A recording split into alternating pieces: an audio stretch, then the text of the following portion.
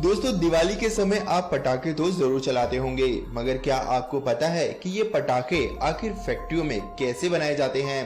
तो चलिए दोस्तों, आज आपकी इसी नॉलेज को बढ़ाने के लिए हम ये स्पेशल वीडियो लेकर आए हैं, जिसमें हम आपको दिखाएंगे कि आखिर इन पटाखों को फैक्ट्रियों में बनाया कैसे जाता है। तो चलिए शुरू करते हैं ये वीडियो।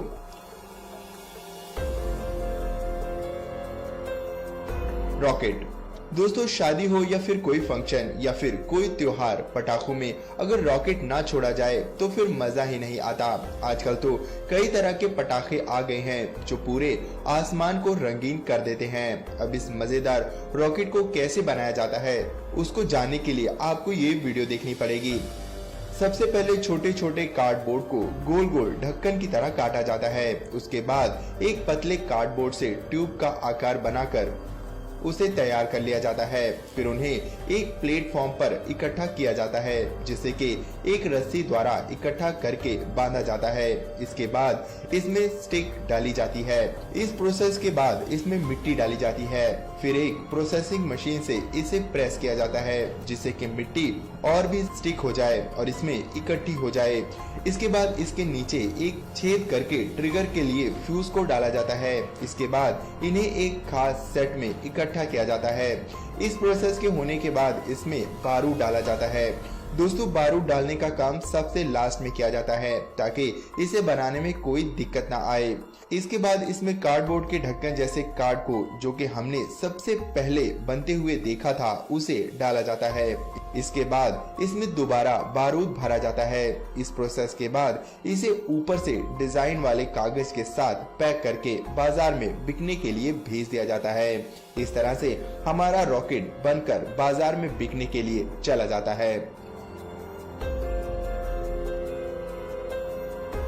फुलझड़ियाँ। दोस्तों फुलझड़ी एक ऐसा पटाखा है जिसे बड़े हो या फिर बच्चे सभी चलाना बहुत ज्यादा पसंद करते हैं। छोटे बच्चों को तो ये बहुत ज्यादा पसंद होती है। वैसे दोस्तों फुलझड़ियाँ चलाने में कोई खतरा नहीं होता, इसलिए बच्चे और लेडीज इसे खास तौर पर ज्यादा पसंद करते हैं। इसे बनाने के लिए सबसे पहले तांबे के तारों को लकड़ी के अंदर सुखाया जाता है। इसके बाद इन तारों को एक लकड़ी से बने हुए सांचे में डालते हैं। इसके बाद दूसरी लकड़ी से इसे पैक कर देते हैं। इस तरह ढेर सारे तार को इस सांचे में फिट कर दिया जाता है। बाद में इसे बाहर की तरफ से पैक कर दिया जाता है, जैसे कि आप इस वीडियो में देख रहे हैं। इसके बाद इन तारों को एक खास लिक्विड में डुबोया जाता है। इस प्रोसेस के बाद इसे सुखाया जाता है। दोस्तों ये लिक्विड ही वो मटेरियल होता है जिससे चिंगारियां उत्पन्न होती हैं और फुलझड़ी अपना कमाल दिखा पाती है। दोस्तों इस प्रोसेस में 2-3 घंटे का समय लगता है। इसके बाद जब ये सूख जाते हैं तो इसे दोबारा से उस लिक्विड में डुबोया जाता है, जिससे कि वह थोड़ा और मोटा हो सके। दोस्तों फुलझड़ी जितनी मोटी होगी उतनी ज्यादा देर तक चल सकती है, इसीलिए इसे बार बार डुबोकर इसकी थिकनेस को मोटा किया जाता है। इस प्रोसेस के बाद इसके ऊपर मैग्नीशियम का छिड़काव किया जाता है, जिससे कि जलते वक्त कुछ इस तरह से दिखे, यानी मैग्नीशियम के कण चिंगारियों की तरह निकलते हैं, जिससे कि ऐसा लगता है कि ये तारे हों। इस प्रोसेस के बाद इसे अच्छी तरह से सुखाया जाता है, जिसमें कि 2 से 3 दिन का वक्त लगता है। इसके बाद जब ये फुलझड़ियां बनकर इकट्ठा हो जाती हैं तो इन्हें गिनकर कागज के पैकेट में पैक करके बाजार में बिकने के लिए भेज दिया जाता है। दोस्तों इन्हें अलग अलग आकार में पैकेट में पैक किया जाता है।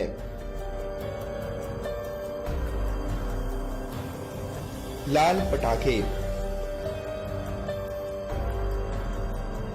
दोस्तों लाल पटाखे की मांग मार्केट में बहुत ज्यादा होती है। इसकी कई तरह की रेंज मार्केट में उपलब्ध है। ये काफी सस्ते भी होते हैं और काफी महंगे, जैसे कि हर कोई फोड़ना पसंद करता है। चलिए देखते हैं कि आखिर इन्हें फैक्ट्री में कैसे बनाया जाता है।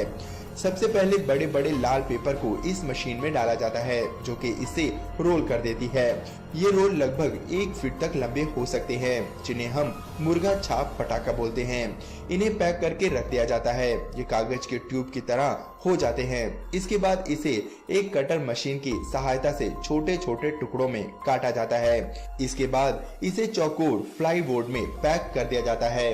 इस प्रोसेस के बाद इसे एक मशीन में डाला जाता है जो कि इसके एक एंड को सॉफ्ट कर देती है। इसके बाद इसे एक मेटल स्ट्रिप की मदद से गोल गोल पैक कर दिया जाता है। ये वैसे किसी भी रंग का हो सकता है। इसी के साथ ही कई बड़े बम भी बनाए जाते हैं। बहुत सारे न्यूज़पेपर को एक साथ रोल किया जाता है जो कि ज्यादा प्रेशर बनाने में मदद करते हैं। इसके भी उसी तरह से रोल बनाए जाते हैं। इस प्रोसेस के बाद इन बड़े सेट को 2 बराबर सेट में बदल दिया जाता है। वैसे विदेशों में इसके लिए मशीन यूज की जाती है, लेकिन इंडिया में इसको हाथों से ही बनाया जाता है। दोस्तों, इंडिया में फैक्ट्रियों का बजट काफी लो होता है। इसी वजह से यहाँ पर खतरे वाला काम भी लोग अपने हाथों से ही करते हैं। कटिंग से लेकर प्रेसिंग तक सभी कुछ हाथों से ही किया जाता है। इसके बाद इस सेट के एक तरफ टिश्यू पेपर चिपकाया जाता है और दूसरी तरफ मिट्टी का लेप लगाया जाता है, जिससे कि जब इसमें बारूद भरे तो वह गिरे नहीं। इसके बाद कुछ धागों में गीला बारूद डालकर उसका फ्यूज बनाया जाता है जो कि पटाखों के लिए ट्रिगर का काम करता है। इसके बाद टिश्यू वाले साइड से इसमें छेद करके इसमें बारूद डाला जाता है। बारूद जितना ज्यादा होता है, धमाका भी उतना ही बड़ा होता है। इसके बाद इसमें इस ट्रिगर वाले धागे को डाला जाता है, जिसके बाद इसे सुखा लिया जाता है। दोस्तों, इस प्रोसेस के बाद एक आदमी इन्हें लोहे के स्ट्रिप से अलग करता है, जिसके बाद हाथों द्वारा इन्हें लड़ी की तरह बनाया जाता है, यानी इन्हें हाथों द्वारा ही पिरोया जाता है। फिर इसको एक खास साइज का बनाकर पैक कर दिया जाता है। साइज जितना बड़ा होगा, कीमत उतनी ही ज्यादा होगी और आवाज का टाइमिंग भी उतना ज्यादा होगा। इन सभी का एक रोल बना दिया जाता है। इस तरह से लाल पटाखा बनकर तैयार हो जाता है, जिसे आम भाषा में मुर्गा छाप पटाखा भी बोलते हैं।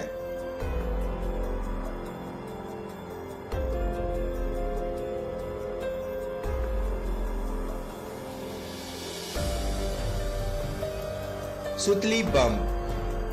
पटाखों में अगर किसी की ज्यादा आवाज होती है तो वह है सुतली बम। जी हाँ दोस्तों, हो सकता है कि आप सब में से किसी ने इस सुतली बम को जरूर फोड़ा हो। चलिए जानते हैं कि इसे बनाया कैसे जाता है। सबसे पहले एक छोटे कार्डबोर्ड के बक्सों के अंदर बारूद को भरा जाता है। इसके बाद बक्सों पर सुतली को लपेटा जाता है। इस कारण से इसे सुतली बम कहते हैं। सुतली की वजह से बारूद पर प्रेशर पड़ता है, जिससे कि जोर से आवाज निकलती है। इस पर सुतली बांधने के बाद इन्हें सूखने के लिए धूप में डाला जाता है। इसके बाद इन पर हरा रंग डाल दिया जाता है, जो कि कुछ समय बाद सूख जाता है। इसे सूखने के बाद छेद कर दिया जाता है, जिससे कि इसमें फ्यूज डाला जा सके।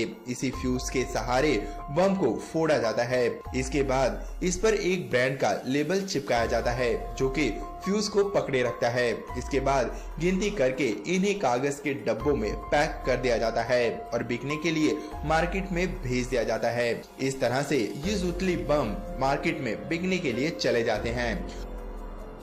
अनार।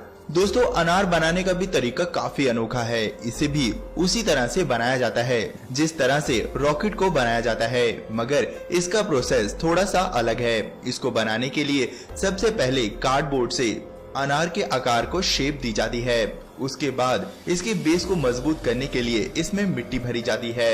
इसके बेस को मजबूत करने के बाद इसके ऊपर से इसमें बारूद भरा जाता है।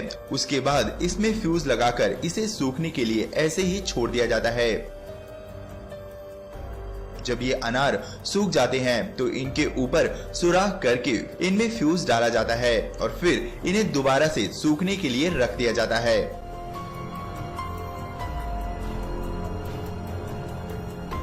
जब ये अनार सूख जाते हैं तो काम शुरू होता है इनके ऊपर प्रिंटेड लेबल लगाने का, जिससे ये और भी ज्यादा सुंदर लगे। पहले लाल कागज द्वारा इन्हें कवर किया जाता है। उसके बाद चमकीला पेपर लगाकर इन्हें पैक करके बिकने के लिए बाजार में भेज दिया जाता है। तो दोस्तों, उम्मीद है पटाखों की ये वीडियो आपको पसंद जरूर आई होगी। इसे देखकर आपको मजा तो जरूर आया होगा और इस दिवाली आप जरूर पटाखे खरीदोगे। मगर दोस्तों इन पटाखों को आप बहुत ही सावधानी से और लिमिटेड अमाउंट में ही चलाएं तो सही है, क्योंकि इनसे पर्यावरण को खूब नुकसान होता है। इसलिए उतने ही चलाएं जितनी जरूरत है, ज्यादा चलाकर पर्यावरण को नुकसान ना पहुंचाएं। दोस्तों इसी उम्मीद के साथ वीडियो का अंत करते हैं। मगर दोस्तों जाते जाते आप वीडियो को लाइक जरूर करना। तो अगली वीडियो में फिर मिलेंगे दोस्तों, तब तक के लिए धन्यवाद।